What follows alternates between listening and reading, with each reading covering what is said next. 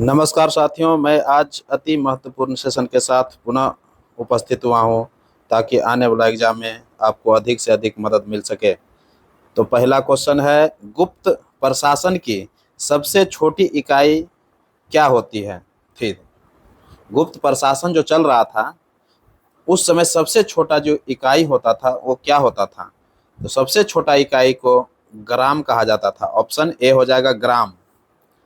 जबकि सबसे बड़ी प्रादेशिक इकाई जो थी वो देश था, और देश के बाद जो था भुक्ति था।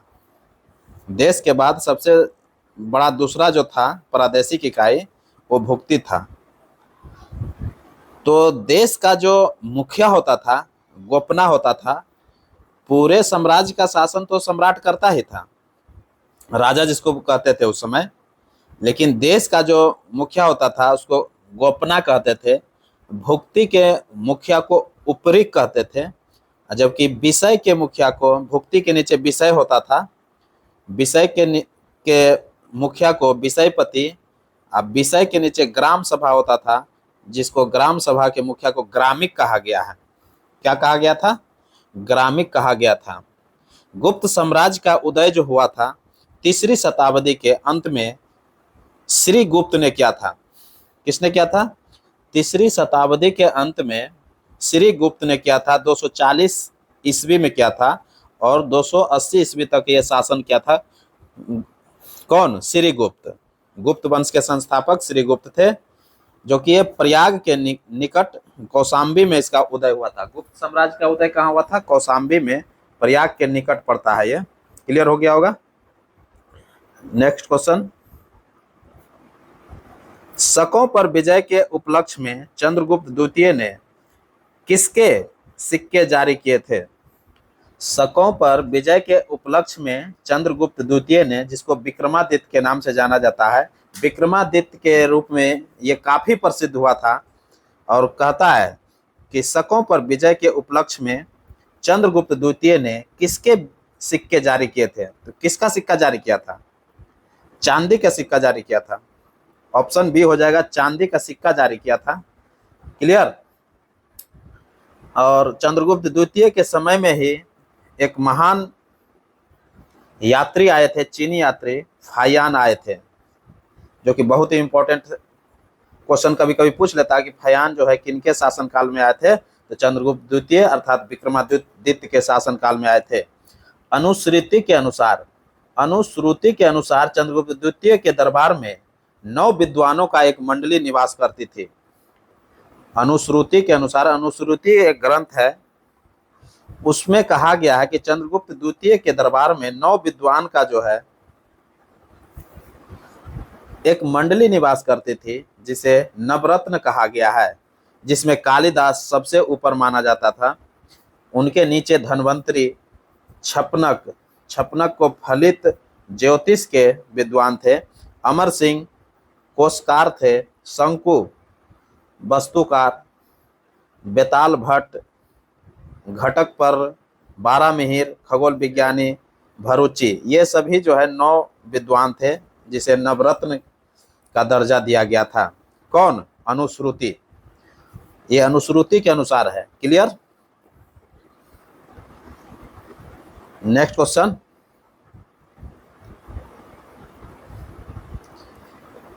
कौन सा कथन सत्य है? निम्न में से कौन सा कथन सत्य है? सभी कथन को एक एक करके देखना पड़ेगा। मेघास्थनीज चंद्रगुप्त मौर्य जी के दरबार में रहते थे। मेघास्थनीज जो है चंद्रगुप्त मौर्य के दरबार में रहते थे, बिल्कुल ये सही ऑप्शन है। डायमेकस बिंदुसार के दरबार में रहते थे, बिल्कुल ये भी ऑप्शन सही है। तीसरा है डायनोसियस, अशोक के दरबार में रहते थे, बिल्कुल ये भी सही है। अर्थात तीनों ऑप्शन क्या है? सही है। तो क्या हो जाएगा? उपर्युक्त में से एक से अधिक हो जाएगा, ऑप्शन डी हो जाएगा। क्लियर। नेक्स्ट क्वेश्चन, सिकंदर की मृत्यु कहाँ हो गई थी? सिकंदर की मृत्यु जो है बहुत ही इंपॉर्टेंट है, बार बार ये एग्जाम में पूछा जाता है। सिकंदर की मृत्यु 33 वर्ष की अवस्था में बेबीलोन में हो गया था। कहाँ हो गया था? 33 वर्ष की अवस्था में बेबीलोन में हो गया था। सिकंदर के पिता फिलिप जो थे वो मकदूनिया के शासक थे। सिकंदर के पिता फिलिप जो थे मकदूनिया के शासक 359 ईसा पूर्व में बना था। इनकी हत्या जो है, किनको, फिलिप की हत्या जो है 329 ईसा पूर्व में कर दी गई थी। सिकंदर जो है अरस्तु का शिष्य था। किसका शिष्य था? सिकंदर अरस्तु का शिष्य था। और सिकंदर का जो सेनापति था सेलुकस निकेटर थे। सिकंदर का जन्म 356 ईसा पूर्व में हुआ था, जबकि भारत विजय का अभियान जो है सिकंदर 326 ईसा पूर्व में छेड़ा था। भारत विजय का अभियान कब किया था? 326 ईसा पूर्व में किया था। सिकंदर जो है भारत विजित नहीं कर पाया था, क्योंकि उनकी सेना जो है ब्यास नदी को पार करने से मना कर दिया था और वह स्थल मार्ग से होते हुए 325 ईसा पूर्व में वापस लौट गया था। तो क्लियर हो गया होगा। नेक्स्ट क्वेश्चन की ओर बढ़ते हैं। गद एवं पद वाला वेद कौन है? बहुत इंपॉर्टेंट क्वेश्चन है। गद एवं पद वाला वेद कौन है? तो यजुर्वेद है। कौन है? यजुर्वेद है। ऑप्शन बी हो जाएगा यजुर्वेद। और भारतीय संगीत का जो जनक माना जाता है, सभी लोग जानते हैं कि सामवेद को कहा जाता है। ध्यान में रखिएगा, ये सामवेद जो है ये भारतीय संगीत का जनक कहा जाता है। Clear. Next question, operation zero hour. देखिए बहुत ही इंपॉर्टेंट क्वेश्चन है, ये बार बार एग्जाम में देखने के लिए मिलेगा। ऑपरेशन जीरो आवर किस आंदोलन से संबंधित था? ऑपरेशन जीरो आवर जो है भारत छोड़ो आंदोलन से संबंधित है, जबकि ऑप्शन में दिया ही नहीं है भारत छोड़ो आंदोलन। तो क्या हो जाएगा? नन ऑफ दीज हो जाएगा। क्या हो जाएगा? नन ऑफ दीज हो जाएगा, भारत छोड़ो आंदोलन। तो ऑपरेशन जीरो आवर जो है वो भारत छोड़ो आंदोलन से संबंधित था। भारत छोड़ो आंदोलन जो है 8 अगस्त को पारित हुआ था और 9 अगस्त को पूरे भारत में फैल गया था। और 9 अगस्त के दिन ही जो है ऑपरेशन जीरो आवर के तहत सभी बड़े नेताओं को गिरफ्तार कर लिया गया था। और गिरफ्तार करके गांधी जी को कहाँ रखा गया था? आगा खा के पैलेस में, और उनके साथ सरोजनी नायडू एवं कस्तूरबा गांधी को भी रखा गया था। जबकि जेल नेहरू को अल्मोड़ा के जेल में रखा गया था, जबकि राजेंद्र प्रसाद को बांकीपुर के जेल में रखा गया था, और मौलाना अबुल कलाम आजाद को बांकुड़ा जेल में रखा गया था। तो इस तरह से आप लोग ध्यान में रखिएगा, ताकि आने वाला एग्जाम में जो है बहुत ही आपको मददगार साबित होगा। इसी क्रम में 6 मई 1944 ईस्वी को जो है गांधी जी को छोड़ा था। क्लियर। नेक्स्ट क्वेश्चन, भारत छोड़ो आंदोलन के दौरान, बहुत ही इंपॉर्टेंट क्वेश्चन है।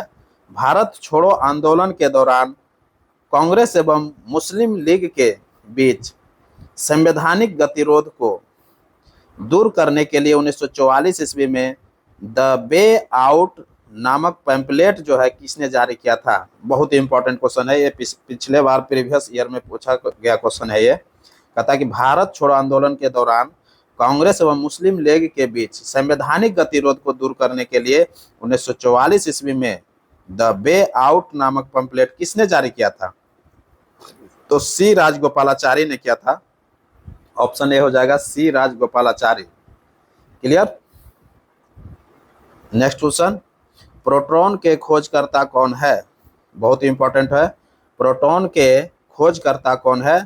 तो प्रोटॉन का जो खोजकर्ता थे वो गोल्डस्टीन थे। कौन थे? गोल्डस्टीन थे। ऑप्शन सी हो जाएगा। जबकि इलेक्ट्रॉन का जो खोजकर्ता थे जे थॉमसन, और न्यूट्रॉन का खोजकर्ता जेम्स चैडविक थे। क्लियर। और सभी का थोड़ा थोड़ा हम डिस्कस करेंगे इसमें कि जैसे जे थॉमसन इलेक्ट्रॉन का जो खोजकर्ता थे, इसका आवेश का खोज, आवेश कुछ मात्रा में दिए थे, और न्यूट्रॉन के बारे में भी कुछ दिया था। न्यूट्रॉन जीरो आवेशहीन होता है, जिसका कोई आवेश नहीं होता है, जबकि इलेक्ट्रॉन पर निगेटिव मार्किंग होता है, अर्थात निगेटिव चार्ज होता है, निगेटिव आवेश होता है। और प्रोटॉन पर पॉजिटिव आवेश होता है। क्या होता है? प्रोटॉन पर पॉजिटिव आवेश होता है। क्लियर। नेक्स्ट क्वेश्चन, हड्डियों में कितना प्रतिशत फास्फोरस होता है?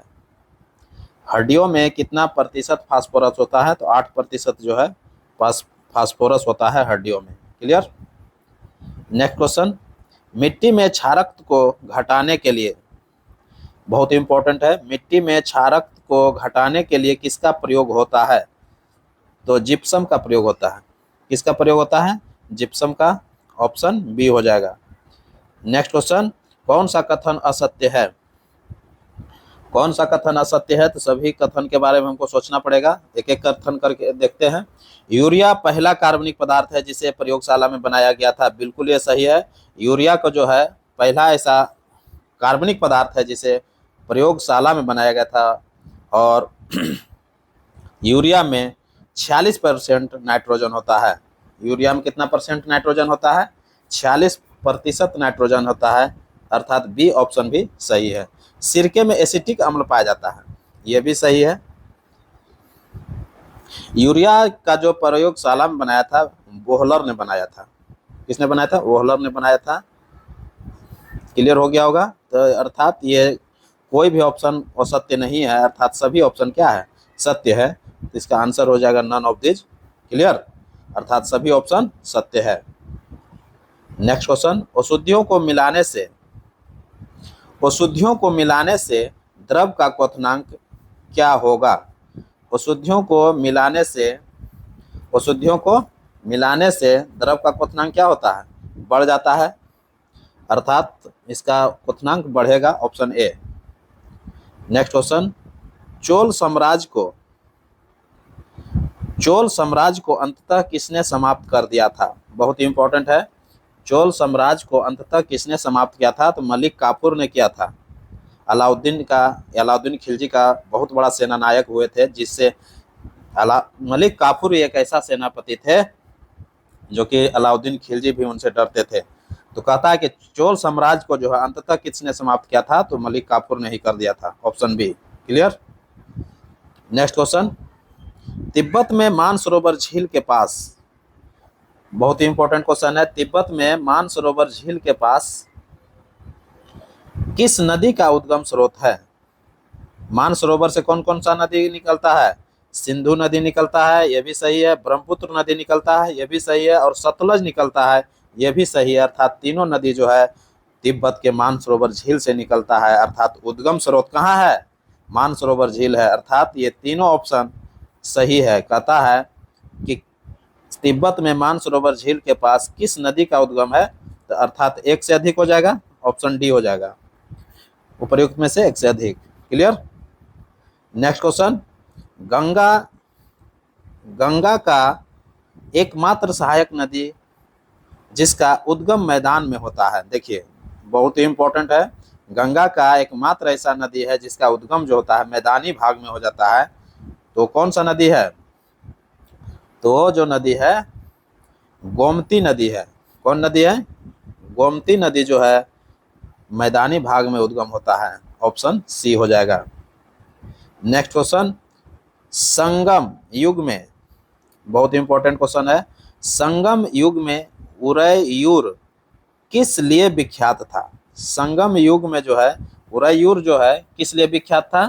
तो कपास के व्यापार के लिए महत्वपूर्ण केंद्र था। ये कपास के व्यापार का ये महत्वपूर्ण केंद्र था। कौन काल में? संगम युग में। क्लियर, ऑप्शन ए हो जाएगा।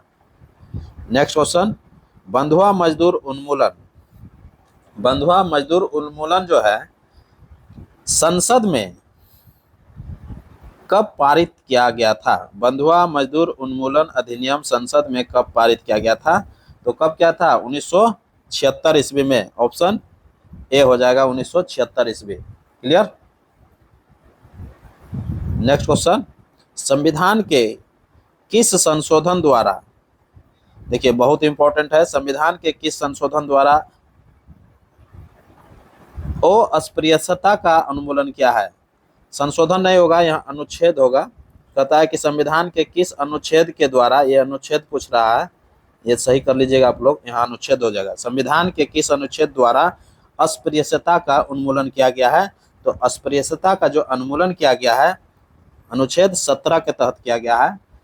अनुच्छेद 17, ऑप्शन ए हो जाएगा। नेक्स्ट क्वेश्चन देखते हैं, किस पदार्थ का उपयोग बर्तनों को चमकीला बनाने के लिए किया जाता है? किस पदार्थ का उपयोग बर्तनों को चमकीला बनाने के लिए किया जाता है? तो जिंक ऑक्साइड का प्रयोग किया जाता है। ऑप्शन सी हो जाएगा zinc oxide. Clear. Next question, Akhil Bharatiya Kisan सभा का, देखिए बहुत इंपॉर्टेंट क्वेश्चन आ गया, अखिल भारतीय किसान सभा का प्रथम अध्यक्ष कौन था? अखिल भारतीय किसान सभा जो हुआ था ये लखनऊ में हुआ था, 1936 ईस्वी में हुआ था। ये ध्यान में रखिएगा आप लोग, बहुत इंपॉर्टेंट क्वेश्चन है। अखिल भारतीय किसान सभा का प्रथम अध्यक्ष जो थे स्वामी सहजानंद थे। कौन थे? स्वामी सहजानंद थे, जो कि 1936 ईस्वी में लखनऊ में इसका आयोजन हुआ था और इसमें जवाहरलाल नेहरू भी भाग लिए थे। क्लियर। इस किसान सभा में जवाहरलाल नेहरू भी, कांग्रेस के बड़े ऐसा नेता जो है भाग लिए थे, Jawaharlal Nehru. Clear.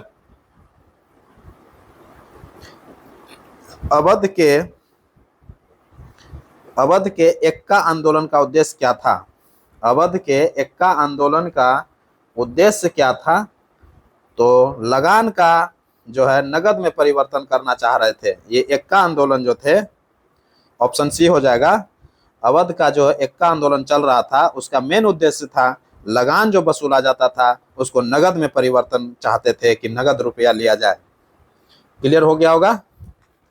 Next question की ओर देखते हैं। बाबा रामचंद्र ने किसानों को कहाँ संगठित किया था? बाबा रामचंद्र जो थे वो किसानों को कहाँ संगठित किए थे? तो अवध में किए थे। कहाँ किए थे? अवध में किए थे। ऑप्शन ए हो जाएगा अवध। नेक्स्ट क्वेश्चन, आइसोप्रीन किसका बहुलक है? आइसोप्रीन किसका बहुलक है? तो प्राकृतिक रबर का बहुलक है। आइसोप्रीन जो है प्राकृतिक रबर है। ऑप्शन ए हो जाएगा। जबकि कृत्रिम रबर का जो बहुलक होता है नायलॉन होता है। क्लियर। नेक्स्ट क्वेश्चन, भारतवर्ष का सर्वप्रथम किसान आंदोलन कौन था? भारतवर्ष में जो है सर्वप्रथम किसान आंदोलन जो हुआ था वो कौन था? तो बिजोलिया था। कौन था? बिजोलिया किसान आंदोलन जो थे ये सर्वप्रथम किसानों के द्वारा आंदोलन किया गया था, इसीलिए भारतवर्ष में यह सर्वप्रथम किसान आंदोलन था। क्लियर। नेक्स्ट क्वेश्चन, संश्लेषित बहुलक का उदाहरण है। संश्लेषित बहुलक जो है किसका उदाहरण है?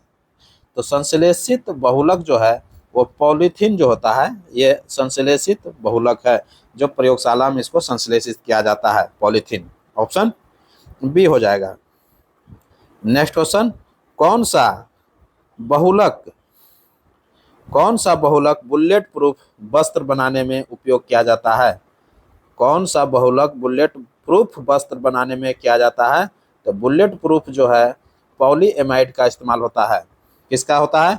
पॉलीइमाइड का होता है। ये ऑप्शन थोड़ा मिस्टेक कर दिया लिख और टाइपिंग करने में, इसको पॉलीइमाइड कर लीजिएगा, यहाँ पो हो जाएगा पॉलीइमाइड, पॉलीएमाइड। क्लियर। तो कौन सा बहुलक बुलेट प्रूफ वस्त्र में बनाने में किया जाता है? पॉलीएमाइड का किया जाता है। ऑप्शन बी हो जाएगा पॉलीएमाइड। क्लियर। नेक्स्ट क्वेश्चन, चींटी बहुत इंपॉर्टेंट है, ये बार बार क्वेश्चन पूछा जाता है। चींटी के डंक में, यहाँ डंक कर लीजिएगा आप लोग, थोड़ा सा मिस्टेक कर दिया है। चींटी के डंक में टाइपिंग करने में मिस्टेक कर दिया, थोड़ा आप लोग ध्यान दीजिएगा। चींटी के डंक में कौन सा अम्ल पाया जाता है? तो फॉर्मिक अम्ल पाया जाता है। चींटी के डंक में कौन सा अम्ल पाया जाता है? फॉर्मिक अम्ल पाया जाता है। क्लियर। और फॉर्मिक अम्ल का जो गलनांक होता है वो 8.4 डिग्री होता है सेंटीग्रेड में। क्या होता है? 8.4 डिग्री सेंटीग्रेड में होता है। क्लियर। नेक्स्ट क्वेश्चन, मांसपेशियों में किस अम्ल के एकत्रित होने पर थकावट महसूस होता है? बहुत ही इंपॉर्टेंट क्वेश्चन है। मांसपेशी जो होता है थकावट महसूस होता है, कौन सा अम्ल जमा हो जाता है? तो लैक्टिक अम्ल जमा हो जाता है। कौन सा अम्ल हो जाता है? लैक्टिक अम्ल जमा होता है। Option C. क्लियर। जिसके कारण से जो है शरीर थकावट महसूस करता है। नेक्स्ट क्वेश्चन, फोटोग्राफी में कौन सा अम्ल प्रयोग होता है? फोटोग्राफी में जो है ऑक्जेलिक अम्ल प्रयोग होता है। क्या होता है?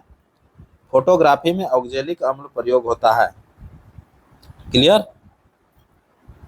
और एस्टिक अम्ल जो होता है इसका क्वथनांक जो होता है बॉइलिंग पॉइंट 118 डिग्री सी होता है, ध्यान रखिएगा। नेक्स्ट क्वेश्चन, सांसदों की अयोग्यता संबंधी, देखिए सांसदों का जो अयोग्यता होता है संबंधी विवाद पर निर्णय कौन देता है? बहुत इंपॉर्टेंट क्वेश्चन है। सांसदों की जो अयोग्यता होती है संबंधी विवाद जो है का निर्णय कौन देता है? ये निर्वाचन आयोग के परामर्श से राष्ट्रपति के द्वारा दिया जाता है। ऑप्शन सी हो जाएगा। निर्वाचन आयोग के परामर्श पर कौन देता है? राष्ट्रपति देता है। क्लियर? ऑप्शन सी हो जाएगा। नेक्स्ट क्वेश्चन, जब कार, देखिए बहुत इंपॉर्टेंट आ गया, जब कार एक मोड़ लेती है, जब कार एक मोड़ लेती है तो वह कौन सा बल है जो हमें बाहर की ओर धक्का देती है? देखिएगा कार में जब चलते हैं तो वह मोड़ जो लेता है, या तो साइकिल पर चल रहे हैं या तो बाइक से, जो भी से सफ़र कर रहे हैं, तो जब मोड़ लेता है तो उस समय क्या होता है कि हमको लगता है कि बाहर की ओर कोई धक्का दे रहा है, तो वह कौन सा बल है? तो वो जो है अपकेंद्रीय बल के कारण जो है ऐसा महसूस होता है कि हमको बाहर की ओर कोई धक्का दे रहा है। क्लियर? अपकेंद्रीय बल हो जाएगा ऑप्शन सी। जबकि अभिकेंद्रीय बल जो होता है वो अंदर की ओर खींचता है, अर्थात यही कारण है कि मनुष्य जो है गिरता नहीं है। आप देखे होंगे कि अंदर की ओर एक अभिकेंद्रीय बल लगता है और बाहर की ओर क्या लगता है? अपकेंद्रीय बल लगता है। यही कारण है कि मनुष्य जो है बैलेंस बना लेता है, अर्थात वो गिरता नहीं है। क्लियर? और गाड़ी भी नहीं भी गिरता है। नेक्स्ट क्वेश्चन, उपभोक्ता की बचत का सिद्धांत किसने दिया? उपभोक्ता का जो बचत का सिद्धांत है ये बहुत इंपॉर्टेंट क्वेश्चन है, बार बार एग्जाम में ये पूछा जाता है। कहता है कि उपभोक्ता की बचत का सिद्धांत जो है किसने दिया था? तो आर रेडॉन ने दिया था। किसने दिया था? आर रेडॉन ने दिया था। ऑप्शन ए हो जाएगा, R radon. Clear? Next question और अंतिम क्वेश्चन है ये। कहता है कि क्षेत्रीय ग्रामीण बैंक की स्थापना किस समिति की सिफारिश पर की गई थी? क्षेत्रीय ग्रामीण बैंक की स्थापना जो हुआ था किस समिति के सिफारिश पर किया गया था?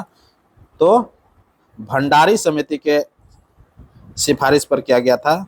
देखिएगा इसको भंडारी थोड़ा कर लीजिएगा आप लोग, ऑप्शन सी हो जाएगा। ये भंडारी समिति, टाइपिंग में थोड़ा मिस्टेक हो गया है। भंडारी समिति के सिफारिश पर जो है